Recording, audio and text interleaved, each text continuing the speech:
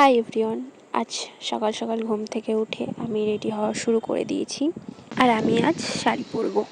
ঠিক যেরকমভাবে সেজে গিয়েছিলাম প্রথম দিনটায় ওর সামনে, সেরকমভাবেই সাজবো। সেই দিনটায় আমি এইগুলোই পরে ওর সামনে গিয়েছিলাম, আজও ঠিক সেভাবেই যাব। আর এই যে গিফট রেডি হয়ে গেছে, সব কিছু রেডি। এবার আমি যাব সেই স্পেশাল জায়গায়, হেরিটেজ গেস্ট হাউসে। আর এই যে চলেও এসেছি হেরিটেজ গেস্ট হাউসে।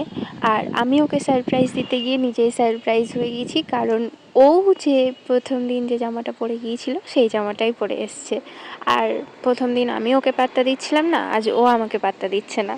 যাই হোক, গিফটগুলো দিলাম। ওর এক্সপ্রেশনটা দেখো সবাই, জাস্ট অবাক হয়ে গিয়েছে। আর এই যে প্রথম যে গিফটটা খুলছে ও, এটা আমি যখন তৈরি করছিলাম তখন ও ভিডিও কলে ছিল, আর ও এটা দেখে ফেলেছিল ওই জন্য। আর এই গিফটগুলো পেয়েও যতটা না খুশি, তার থেকে বেশি খুশি হয়েছি আমি এই গিফটগুলো ওকে দিয়ে। আর আমি জানি না কতটা আমি স্পেশাল ফিল করাতে পেরেছি ওকে, আমার সবটা দিয়ে চেষ্টা করেছি।